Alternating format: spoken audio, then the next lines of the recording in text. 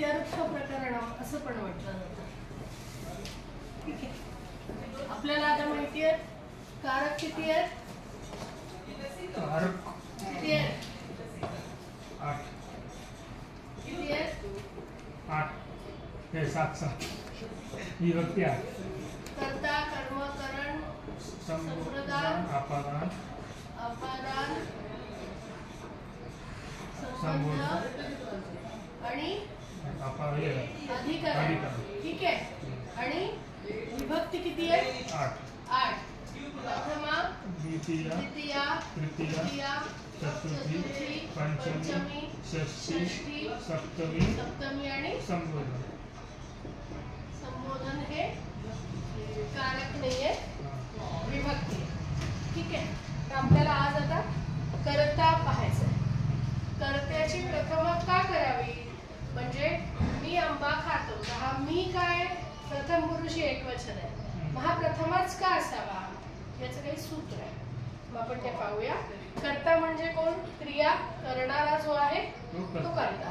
किंवा असं म्हटलं होतं की क्रियापदाला कोण हा प्रश्न विचारला की त्या वाक्यातला आपल्याला कोण मिळतो? कर्ता. त्याच्या आधी एक सूत्र आहे प्रातिपदिक. प्रातिपदिकार्थ लिंग वचन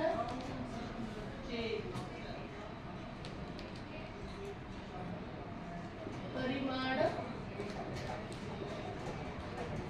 वचन मात्रे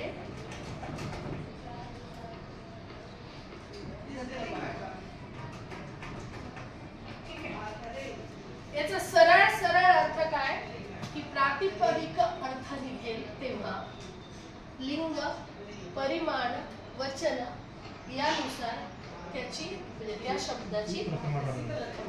हा सरळ सरळ अर्थ आहे. प्रातिपदिक अर्थ. प्रातिपदिक अर्थ येत असेल तेव्हा लिंग परिमाण. परिमाण म्हणजे मोजमाप. ठीक आहे. वचन हे गृहीत धरून त्या शब्दाची प्रथमा करावी. पण आता प्रथमा करावी कशाची करावी हे कळालं. पण आपल्याला याच्यामध्ये काय लिंग माहिती आहेत? बरोबर आहे. लिंग किती आहेत? पुल्लिंग आहे, स्त्रीलिंग आहे, नपुंसकलिंग. म्हणजे हे तिन्हीपैकी कोणतंही लिंग असो. परिमाण. परिमाण म्हणजे संख्या. ठीक आहे. वचन मराठीत 2च आहेत. एक वचन बहुवचन. परंतु संस्कृत मध्ये किती आहेत? 3 आहेत. एक वचन द्विवचन बहुवचन. जेव्हा पुल्लिंगी स्त्रीलिंगी नपुंसकलिंगी असा कुठला शब्द असेल, जेव्हा त्या शब्दामध्ये संख्या दाखवली असेल, जेव्हा तो शब्द एकवचनात द्विवचनात किंवा बहुवचनात असताना प्रातिपदिकाचा अर्थ असेल तर त्या शब्दाची काय करावी? प्रथमा करावी. मग आता हे सूत्र कसं आहे माहिती का? 4 सूत्र आहेत या एका सूत्रामध्ये. प्रातिपदिकार्थ मात्रे प्रथमा. प्रातिपदिक अर्थ निघत असेल त्या शब्दाची काय करावी? प्रथमा करावी. त्यानंतर लिंग मात्रे प्रथमा. लिंग हा अर्थ निघत असेल तर त्याची काय करावी? प्रथमा करावी. परिमाण मात्रे प्रत्येकामध्ये आहे. परिमाण मात्रे प्रथमा. परिमाण मोजमाप असेल त्या शब्दात संख्या असेल तर त्याची काय करावी? प्रथमा. प्रथमा. वचन निघत असेल तर त्याची काय करावी? प्रथमा करावी. आले लक्षात?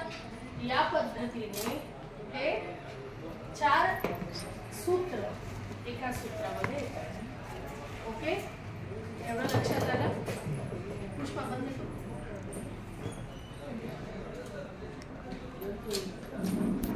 इथून कर. तू तुझं वाचत इथून कर. तू लक्ष ठेव आणि कर. ठीक आहे. आलं लक्षात? आता या 4 सूत्रांमध्ये आपल्याला नवा शब्द कोणता आहे? प्रातिपदिकार्थ. प्रातिपदिक अर्थ. प्रातिपदिकस्य अर्थ असा याचा शब्द म्हणजे प्रकृती प्रत्यय आहे. प्रातिपदिकस्य अर्थ प्रातिपदिक हा अर्थ, प्रातिपदिकाचा अर्थ. आता याचा आपल्याला पाहायचं आहे की प्रातिपदिकार्थ म्हणजे काय. नियतोपस्थितिकः.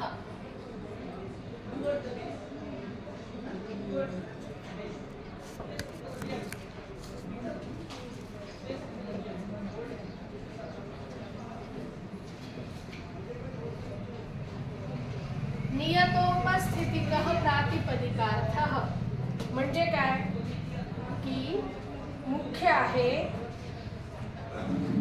प्रातिपदिक म्हणजे एखादा शब्द उच्चारल्यानंतर तो उच्चारल्या जो अर्थ आपल्या समोर येतो.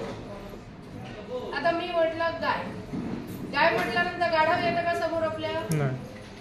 बरोबर आहे. वाघ येतो का, बकरी येते का, नाही. गाय म्हटल्यावर गायच येते. आलं लक्षात. म्हणजे एखादा शब्द जेव्हा तुम्ही उच्चारता तेव्हा जो अर्थ समोर येतो, तेव्हा जो अर्थ पहिल्या क्षणी तुमच्या डोक्यामध्ये येतो त्याला म्हणतो आपण नियत उपस्थितिकः. नियत नित्य म्हणजे आज मी म्हणू काय, उद्या म्हणू, 1 वर्षापूर्वी तो शब्द म्हटलेला असो किंवा 4 वर्षानंतर म्हणू. गाय म्हटल्यानंतर गाय हाच अर्थ येतो. अर्थ त्याच्यामध्ये काळानुसार बदलणार नाही, परिस्थितीनुसार बदलणार नाही, काहीही नाही. म्हणजेच आपण असं म्हणू शकतो की शब्दाचा रूढार्थ. शब्द जेव्हा तयार झाले म्हणजे आता हा शब्द गमभन नाहीये. अक्षर एकत्र आली म्हणजे शब्द नाही. तर अक्षर एकत्र आल्यानंतर जेव्हा त्या अक्षरांच्या समूहाला विशिष्ट अर्थ प्राप्त होतो तेव्हाच त्या शब्दाला तो अर्थ रूढ होऊन जातो. म्हणजे 10 वर्षापूर्वी गाय म्हटल्यानंतर गायच होती डोक्यामध्ये. 10 वर्षानंतरही जर मी गाय म्हटलं म्हणजे गो म्हटलं हा शब्द, तर गो म्हणजे गाय हाच अर्थ लक्षात येतो. वेगळा अर्थ लक्षात येणार नाही.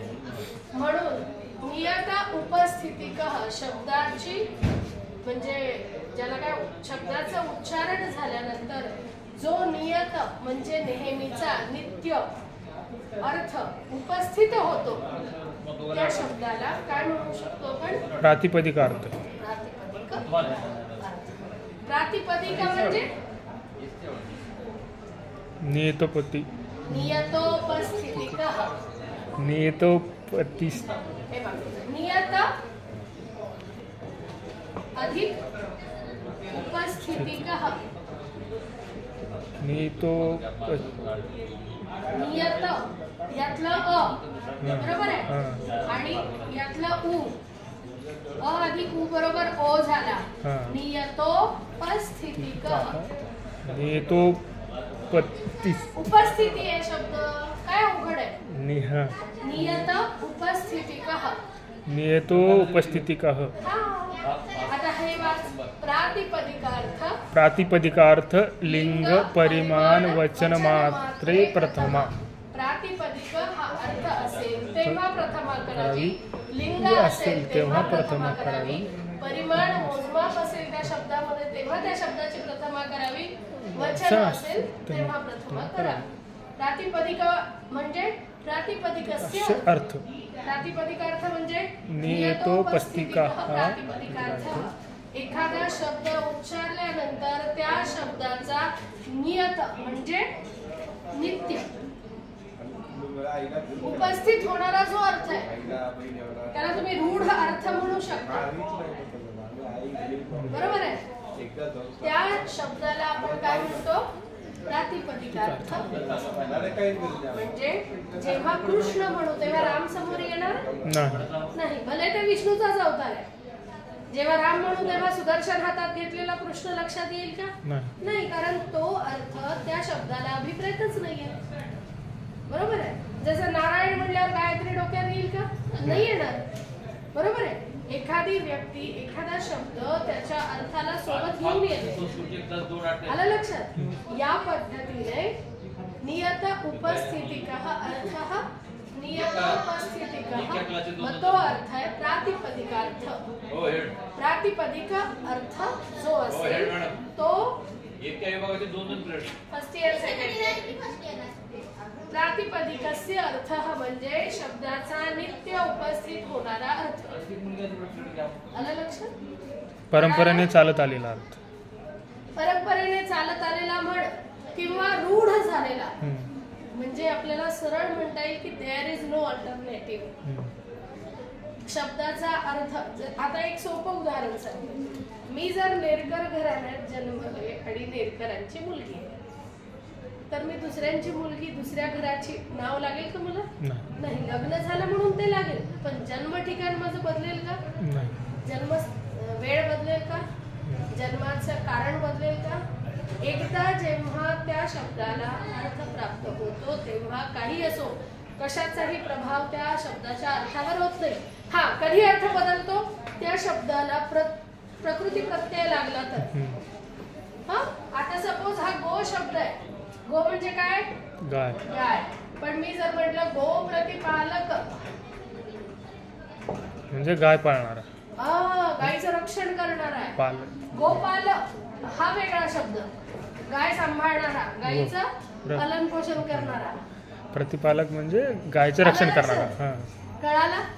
अर्थ बदलला, पण कधी? जेव्हा त्याचा इतर प्रकृती प्रत्यय लागला, प्रकृती प्रत्यय आला तेव्हा. जसं देव, देव शब्द आहे म्हणजे देव, पण मी जर म्हटलं देवाला, तर देव हा अर्थ होणार नाही. त्या पर्टिक्युलर देवाला त्याला काहीतरी हवंय असा अर्थ होतो. कधी बदलला अर्थ? प्रकृती प्रत्यय किंवा दुसरा शब्द जेव्हा त्याच्या सोबत जॉईंट होतो तेव्हा. कर्ता हा शब्द आहे, बरोबर आहे, पण जेव्हा कर्त्याचं कार्य असा अर्थ जेव्हा घेऊ तेव्हा तो शब्द कसा होईल? कर्तृत्व. शब्दाचा अर्थ बदलतो, पण कुठला तरी प्रकृती प्रत्यय किंवा दुसऱ्या शब्दाचा संयोग झाला तेव्हा. जसं त्या मुलीचं आडनाव बदलतं, पण कधी? लग्न झालं तेव्हा. कळतंय? शब्दाचे अर्थ सहसा बदलत नाही. तोच शब्द तसाच जर वापरायचा असेल तर अर्थ बदलणार नाही. धेनु हा शब्द आहे. धेनु म्हणजे पण काय? ठीक आहे, पण धेनु प्रिय, मग कृष्ण. धेनु ज्याला प्रिय आहे असा कोण आहे? कृष्ण. कृष्ण. अर्थ बदलला. तिथे गाय म्हटलंय का? नाही. गायीवर जास्त प्रेम कुणाचं आहे? गाय कुणाला प्रिय आहे असा अर्थ अभिप्रेत आहे, म्हणून शब्द बदलला, अर्थ बदलला. शब्दाला दुसऱ्या शब्दाचा काय लागला? प्रत्यय लागला, संयोग झाला. प्रत्यय म्हणजे हे, ठीक आहे, हा शब्द जॉईंट, संयोग. जसं अजून म्हणतो आपण स्थिती. स्थिती म्हणजे काय? जी एकसारखी असते ती स्थिती. ठीक आहे, पण यामध्ये जर अधिक शब्द आपण जोडला, अंतर, स्थित्यंतर असा शब्द तयार झाला. मग याचा अर्थ एकसारखी नाहीये, बदल आहे. स्थित्यंतर म्हणजे बदल. परिवर्तन हा शब्द आहे, वर्तनामध्ये झालेला बदल, बरोबर आहे. परिवर्तन म्हणजे बदल होणे, पण परिवर्तनशील असं जर म्हटलं तर परिवर्तनाचा परिणाम असा अर्थ होतो. परिवर्तनाची एक प्रकारे असलेली प्रक्रिया. आलं लक्षात? झालं? हे लक्षात घ्या. प्रातिपदिकार्थ अर्थ जेव्हा सरळ सरळ शब्द उच्चारतो तेव्हा तो शब्द जसाच्या तसा अर्थाचा होतो. इतकं लक्षात आलं आज एवढंच लक्षात. ठीक आहे, बाकी